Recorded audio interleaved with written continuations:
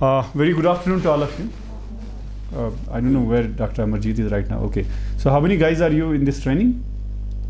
20. Almost 25. 25. So we have less than 3% here today.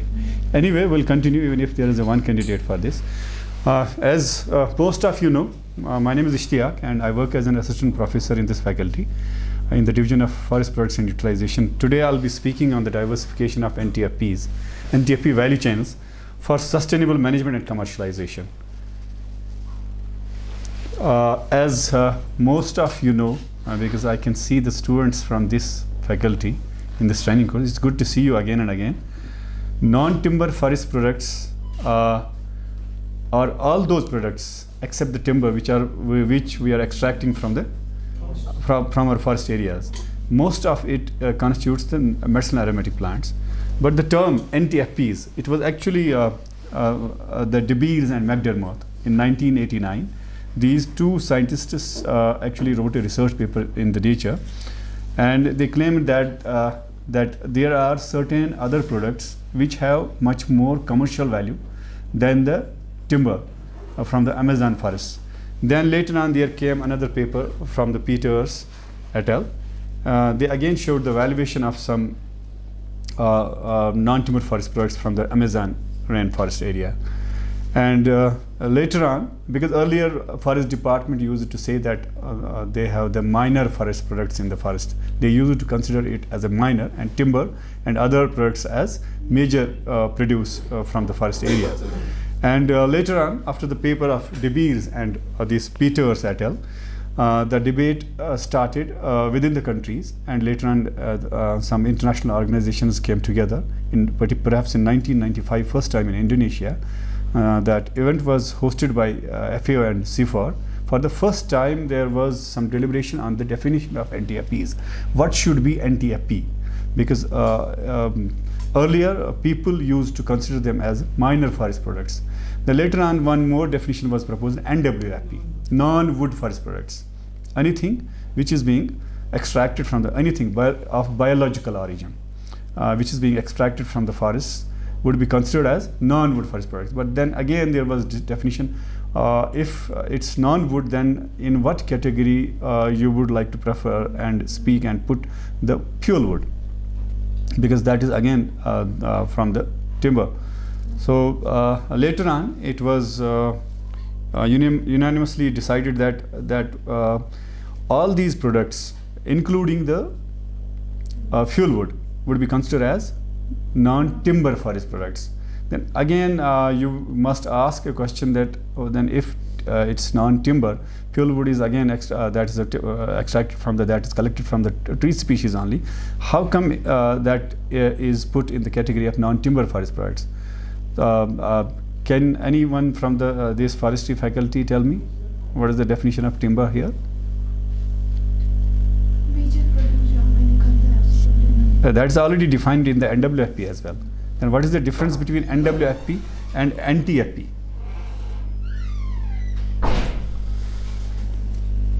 You must know that the timber is considered which has more than 20 centimeter diameter. Okay, it's very important for all of you to know because you are from forestry background. Okay, so that is the only difference here. Number one. Number two, because it's not restricted to the medicinal aromatic plants only. We have I'll try to show you here that this is a brief classification I tried to put in this. This classification has been developed by MP Shiva, well-known NTFP expert and a scientist from Forest Research Institute, Dehradun. He had actually done this exercise for the NTFPs of the whole Indian subcontinent. I have tried to use this format for the NTFPs of the Jammu and Kashmir state only. You can see that we have in edible products, we have nuts, leaves, flowers, oats and mushrooms, which are considered as non-timber forest products extracted from the forest and other timber lots, and wild fruits and vegetables, species from rubus, wild berries, rumex, pteroxycum, rheum, etc. Even in Kashmir Valley, people use these as vegetables. They cook these species for a food. I have myself tasted most of these species while traveling to the parts of the Kashmir Valley, particularly Bangas and Gurez. And similarly, in the Jammu region, they have bamboo and cane species there. And as far as medicinal plants are concerned, we have Aconitum, Susuria costus is here, Picrorhiza curva is here, Polygonatum. So many species, around 1123 species have been identified for the state of Jammu and Kashmir. And for gums and resins, again in the Jammu region, we have gum arabic, moringa gum, pine resin is there, particularly in the Peer Panjal belt. And fungi, like we have Morels, Marchula esculenta, and Helvilla rumerare. You may have heard about Kanapapar. That is Helvera, and Rumeria is Kanukhur.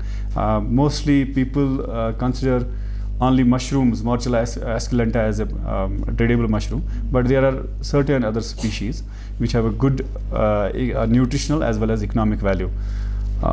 As far as spices is concerned, we have mint, organum is there, bunium is there, thyme is also considered as a spice crop.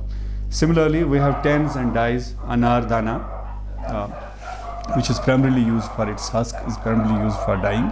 And Phytolacca aconacea is another important species. Its dye is being used in the solar sensitized devices, and it has proven that. Would somebody help me with? I don't know. Anyway, and we also have some animal origin non-timber forest products like honey, its bristle, hairs, and feathers. Bushmeat is there, bees, wax.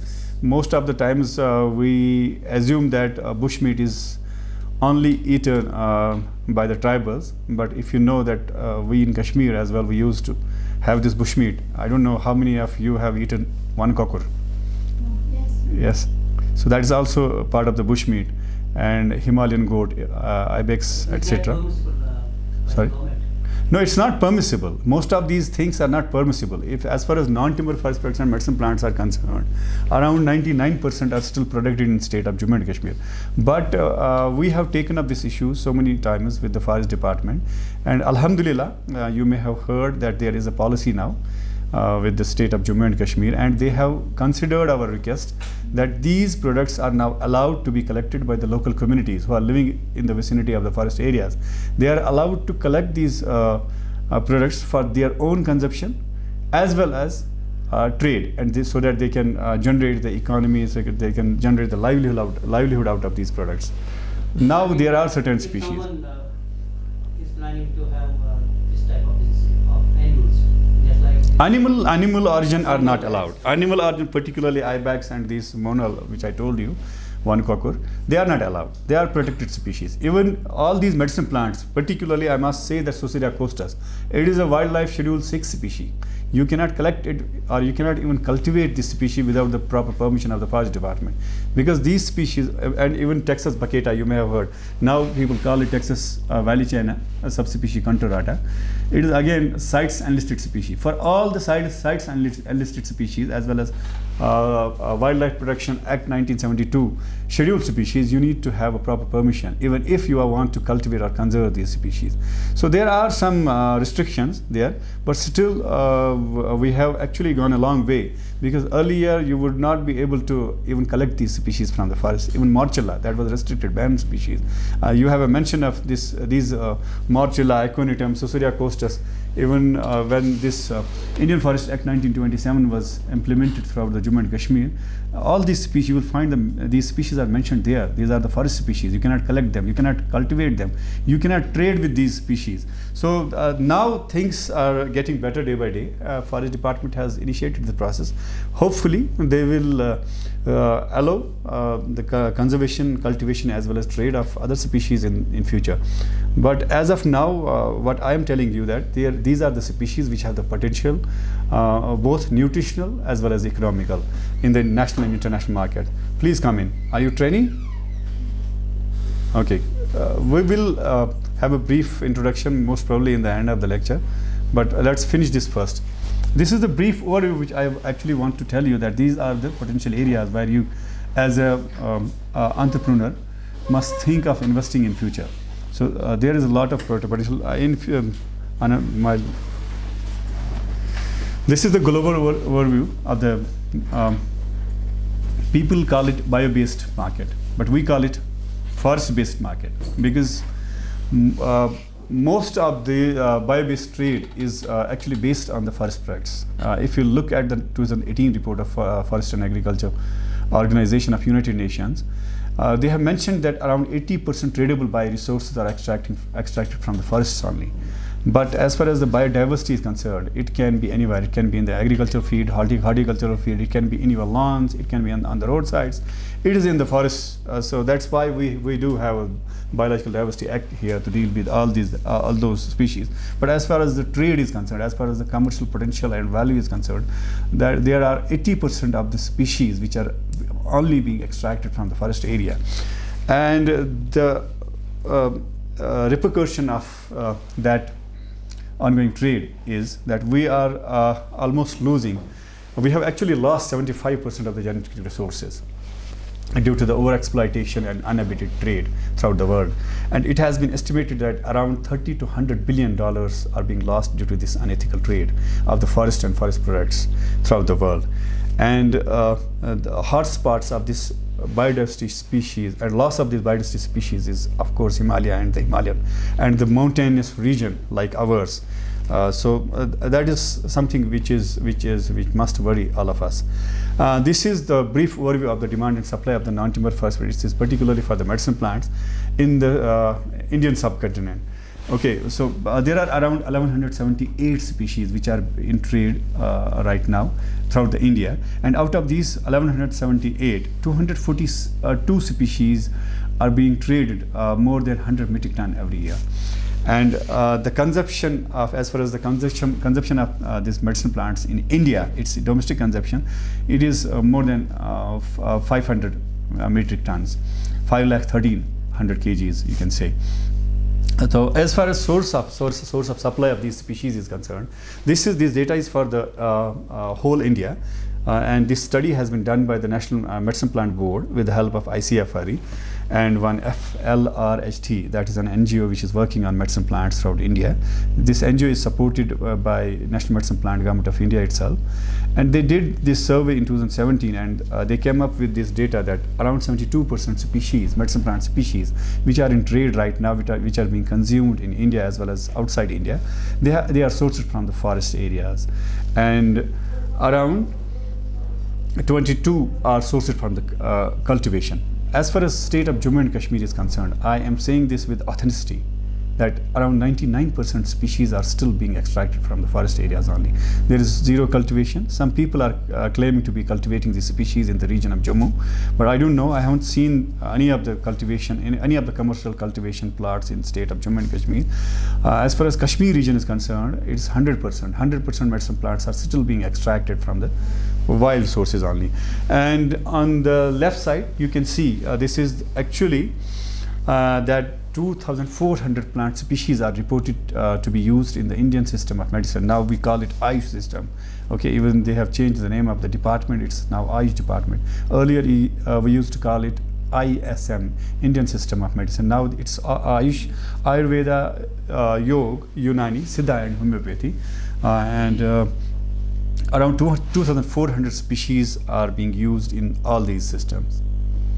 This is actually, this exercise was done by me on the instance of our Honorable Vice Chancellor last year. We were preparing some projects for the Apex Committee. So I'm not sure if most of the data is, as far as the market sector value of these herbal products is concerned. As far as the data of Jammu and Kashmir is concerned, we may not trust this, because there has been the fluctuation in the collection and reporting of the data of these medicinal aromatic plants. But as far as this distribution, as far as the presence of species, diversity of high-value medicine plants is concerned, that is proper and authentic, and that has been collected from the available literature. You can yourself see that throughout the world, around 30,000 species have been reported to be used in the different systems of medicine. And in India, around 8,000 species are considered as medicine plants. And in Jammu and Kashmir, 1,123 species are reported to be used as medicine plants. As far as species recorded in trade is, around 9,000 species are recorded in trade throughout the world. And in India, I have told you in my previous slide that 1,178 species are in trade. And in Jammu and Kashmir, around 35 species. That is my own study where I have recorded that 35 species are in trade. As far as yes, I have, it's in my paper. I'll show you in my slide as well. I can provide the list to you of these species. Okay, that's not, you are part of that exercise when we are doing it. In fact, you have also prepared one good table. I'm not showing that table here because that is already put in that Apex Committee report. But that was wonderful exercise which you did with us that time. I'll provide you all this, whatever I'm showing in that graph. I can provide you the details of all those species, including the world and Indian scenario as well. As far as the high demand species are concerned, we have 2,100 species throughout the world and 242 species, which I told you in my previous slide as well. These species have more than 100 metric ton demand every year. And in Jammu and Kashmir, we have around 12 such species with us, which needs immediate attention. That is the current stats of NTFP sector. This is again based on our own studies, which have been actually done by this faculty of forestry. And with the support of course, with the support of DST, Government of India, and ICFRE Dehradun. In this slide, I actually try to explain here that Jammu and Kashmir, it's the erstwhile state of Jammu and Kashmir, in fact, because that study was conducted when J&K was a state, not UT, when Ladakh was also with us.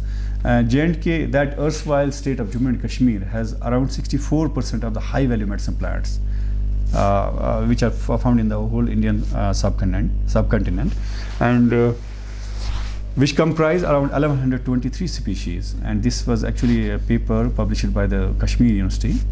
And again, there was a study which was conducted by me as well as Professor Sayyad Ahmed Gangu Sahab, in which we found that around 50 to 60% people in the state of Jammu and Kashmir are directly or indirectly getting their benefits out of livelihood benefits out of these non-timber forest products. In this graph, I actually try to explain that the income inequality mitigation potential of NTFPs. This is a study was actually done. You can clearly see here that this is the line of equality, okay, and this is the line of equality. This is the income of people without the contribution from NTFP sector. NTFPs in this particular region, in Langate Forest Division, are contributing to the livelihood of this much of the people. You can yourself see there is around 24% contribution from the NTFP sector alone in these areas with the people's livelihoods. As far as the value of NTFPs per hectare of forest land for Jammu and Kashmir is concerned, this is taken from another study which was done by Chopra et al. And it's reported that we have $98.80 dollars of per hectare potential as compared to the India's $22.42 US dollars. So you can yourself see that it's almost triple than what is an all India average. As far as 2018-19 estimates of the forest departments are concerned, I must tell here, before I tell you the data of this J&K Forest Department, J&K Forest Department has considered only few species, around 6-7 species of NTFPs for this type of valuation. They are providing this data every year, and J&K Digest of Forest Statistics is available. It is available on their website as well. And you can see that this is the around 2,49,238.98 US dollars. Whereas if I compare this data of Forest Department with my own study, there is a huge gap, because I have I considered around 5 species for the economic valuation of NTFPs in J&K, and you can yourself see that it is almost 8 times higher than what the Forest Department is claiming to be extracting from these NTFPs. So that shows that how much a huge difference is there in the collection of data, as well as how much potential is there with these NTFPs in the state of Jammu and Kashmir. So this is a brief exercise. Again, I have taken this figure. I have slightly modified it. I've taken this figure from another report. It was, I think, report of Comforts. That is again another NGO from Dehradun. We are actually trying to explain here the value chain of NTFPs, which is happening here. But most of the times what happens is that people extract it for the traders. from the forest, and they sell directly to the industries. There is a middleman, okay, is basically an aggregator. Some of my students are now trying to collect their data directly from these aggregators.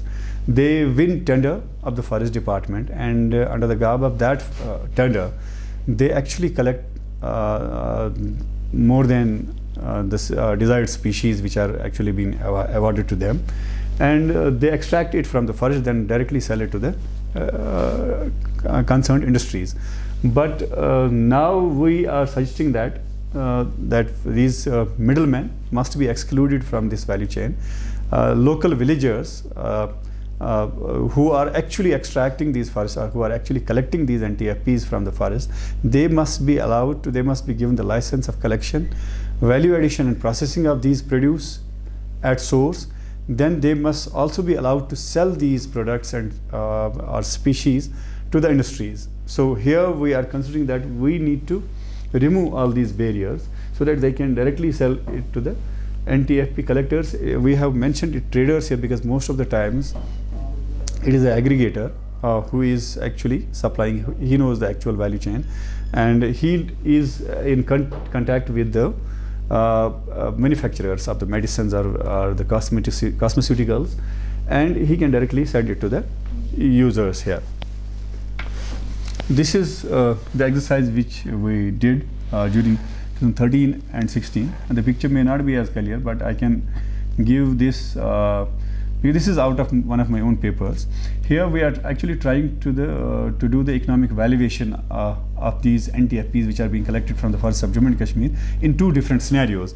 In one scenario, this is the actual scenario which is happening right now on the ground. Okay, this is the quantity which is being traded by the people, by the middleman, you can say, and this is the price which they are fetching, and this is the actual contribution which they are getting out of these, out of the sale of these produce. And I have suggested actually a policy and governance framework. If we are implementing that framework, this will be the potential of NTFPs from the state of Jammu and Kashmir. This is the actual potential. This is based on the data of National Medicine Plant Board, and this is where we have maximum willingness to pay. This is a methodology which we have used while implementing this study in the state of Jammu and Kashmir. We asked different industries what is the actual potential of these species. If you are buying this Acorus calamus, for example, $0.53 for example 100 rupees, and how much you will pay if we try to streamline the value chain, if we directly sell it to you without the middleman. He told me that they are ready to pay 1.06, almost double the amount which they are giving right now. So with that calculation, this is the trade potential, and with the maximum willingness to pay, this is the amount which we can fetch out of the Acorus calamus species. So you can yourself see that this is the example of 20 species. If we do this same exercise, So and if supposed to be an intermediary in this. we are trying, we are the in fact the people who are trying to implement the Marchula project. That is the first species which has been allowed by the forest department to be collected by the local villagers, and so that they can themselves collect it, value add it, and process it, and then sell it in the market directly. We are doing our exercise, but as you may have heard, that we too have some limitations. We are researchers, we are teachers here. We may not be able to be the part of forest department in every forest division. That is a limitation for us. We can't be everywhere. We can suggest them the model. We can deliberate a model, this value chain for them. Then they have to replicate it in other forest divisions and ranges. Then it's their duty, and people like you have to come forward, because I think there should be some training regarding the collection methods. yes, that should have been part of this as well. But we are providing trainings not for the collection only, for cultivation only. Mustafa has been part of that training. You can ask Mustafa how beneficial that training was for him and others. And these two trainings, even this guy was there. There are separate trainings, but this training is for different purpose. Here we are talking about value chain and trade only. Okay, because here we intend to help you in establishing the business out of it. Okay, here we are not talking about cultivation, I think. About the people who collect it. Yes, there are certain, I know, I have been the part of studies where I have seen that people are collecting it. Earlier they used to collect it illegally, because I told you that they were doing it on the behest of these traders and middlemen, but now they have the opportunity to do it for their own. If they collect it, process it, and they can generate the livelihood out of it. So that is what we all are trying to do. So, but we are hopeful that most of you, if not all, will try to establish your own business units out of it. That is what is important. Otherwise, it's all futile, because there are so many things which you will learn here. It's not possible you may be able to implement everything, whatever you learn here in this class. Okay, but even if you are able to implement the 10% out of it, we'll consider it's a success. Okay, but you have to come forward. Otherwise, we will keep on giving the lectures and you will keep on listening to the lectures. Nothing is going to come out of that. So that is important. Okay, so this is the example. This is just the example. We have, even though we have 1123 species, but if we see that we cannot possibly establish a value chain or establish a business for all the 1123 species. There are around 50 odd species only. I have myself done an exercise for 35 species only where you have a potential to really establish an entrepreneurship. So even if we are able to establish this value chain and business model for 10 species, that is a huge success. And most of the unemployed youth of this state, this region, this UT, will be able to generate their livelihood out of it. Believe me, there is a lot of potential. But the fact is, unless and until you start working on it, you start really thinking about it, establishing it as a business model, nothing will come out of it. If most of the people, it's unfortunate, I don't know if I must speak to you about that. In Kashmir, we prefer to do a menial job to doing PhD, but we are hesitant in establishing a business. So it's an irony. So what can government do? Government cannot provide jobs to everyone. We have a population of 1.25 crores as far as 2011 census is concerned, but we have more than 4 lakh government employees. In UP, awareness, we are trying. Yeah, that can be the factor. That is the factor. But it is we have.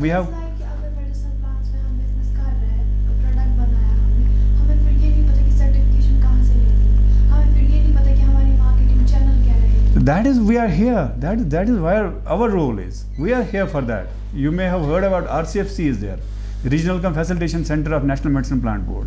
Their duty is to provide the training on the cultivation, and their duty is also to provide you the market.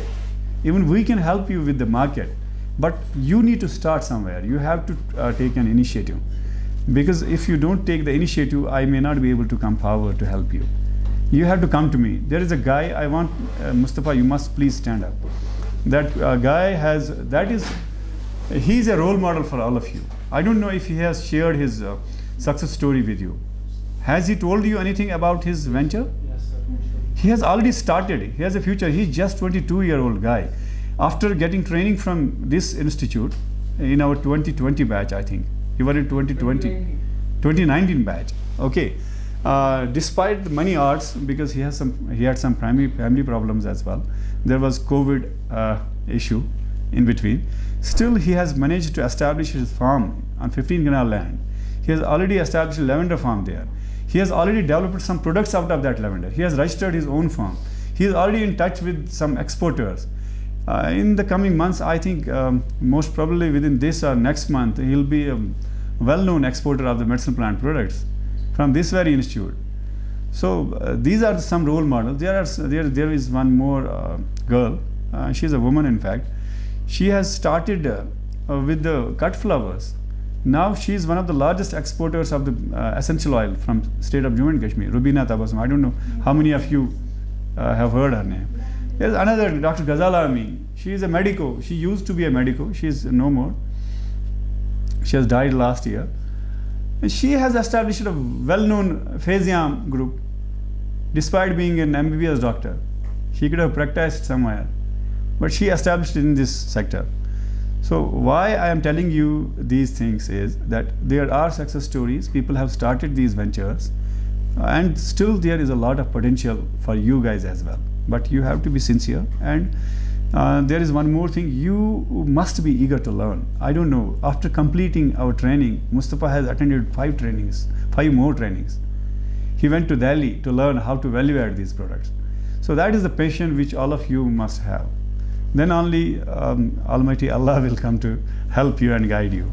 Okay, so whenever there is any issue with you, or if you face, Mustafa, you can sit. If you feel that there is a problem or you need guidance, we are your teachers. And I don't know, I haven't behaved like a rude guy with you, particularly with my students. I'm welcome all of you. Whenever you have an issue and you think that I can be of any help, you directly come to me. I'll be there. I will go to any extent. Whenever I see any good opportunity, I will just simply forward it to the Mustafa, and I encourage him to, you must go and participate in these trainings. And we have kept his name for an FLD now. Now we will be, faculty of first year will be investing some money in the Mustafa's field. So you look, when he started, when he took up the opportunity, we were motivated enough to help him. And my head of the department, Professor P. Sophie, is now, he has already included his name in our divisional research committee. Now Mustafa is empowered to give suggestions what faculty of first year should be doing in the medicine plant sector for the upliftment of the youth of the state of Jammu and Kashmir. He is in that powerful committee now. This could happen only when he started, when he took up some initiatives by his own. Had he not initiated something, he would not have been there. So I'm damn sure that he will be one of the successful businessmen of the Kashmir Valley in the coming future. So, the same I would wish for all of you, if not the whole batch of this training, at least for those who are here present in my class. Okay. This is the framework which I was talking, that if government of J&K, they have already started it, and I am alhamdulillah content enough that whatever policy they have issued now, most of that policy has been taken from this paper, and they have already started doing this exercise. And these are some of the important things which are must for an NTFP policy, for streamlining the NTFP value chain. And there is enabling which is already there with the forest department. When we wrote this paper, it was not there, so that's why it's here. I'm mentioning it. Then there is a governance framework. In this governance framework, it is important that we actually involve the local communities of that particular area for collection to marketing. The whole value chain has to be controlled by these local people only. And then we need to strengthen our institutions as well. As you see, that the medicine plant component of National Medicine Plant Board used to be taken care by the horticulture department. That was the implementation partner.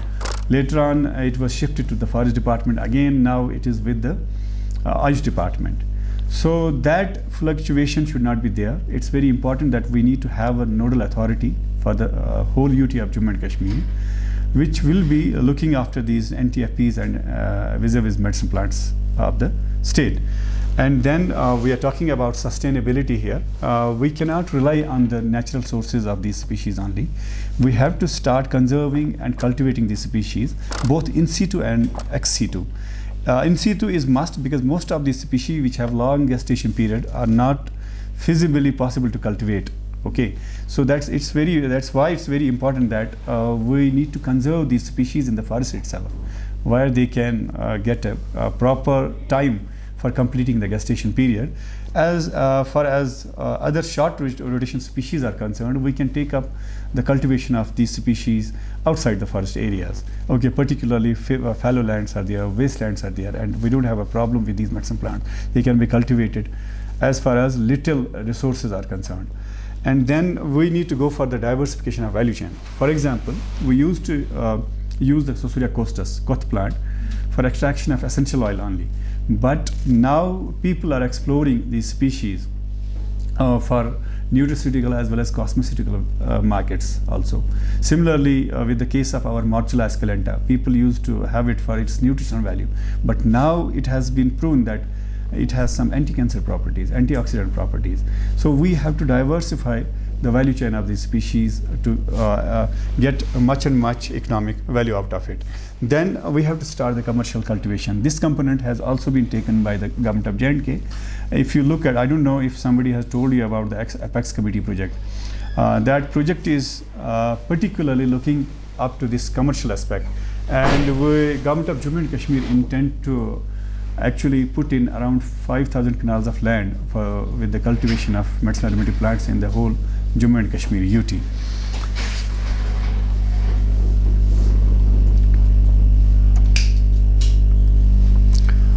This is actually a diversification potential, which I was trying to explain in my previous slide. As far as timber is concerned, timber has very limited uses. Okay, but now in developing countries, people are using timber for so many uses. They say that wood is good. Here we are trying to protect timber, but they are cultivating timber for cutting. Okay, because as far as their bioeconomy potential is concerned. As far as NTFPs and medicinal plants are concerned, I have already told you that we can use them in pharmaceutical, cosmeceutical, nutraceutical, food and beverage industries, biopesticides and biofertilizer industries. As far as regulating opportunities are concerned, they have soil, water, and species conservation potential, and adaptation to mitigation of climate change, and payment for ecosystem services and certified emission reductions. This is, I don't know, this slide is out of place here. Here I actually wanted to tell the actual market price. This data has been taken from the eChark web portal of the National Medicine Plant Board. And this is the actual potential of last month of these species.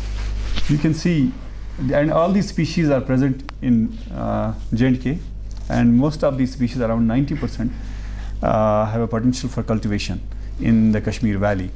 So, and around 60%, particularly Aconitum, Valeriana, Picrorhiza, Susuria costa, Senula, Suertia, and Podophyllum, they have a subsidy of around 75%, 50 to 75% from National Medicine Plant Board, Government of India. Okay, so that is it. So any questions?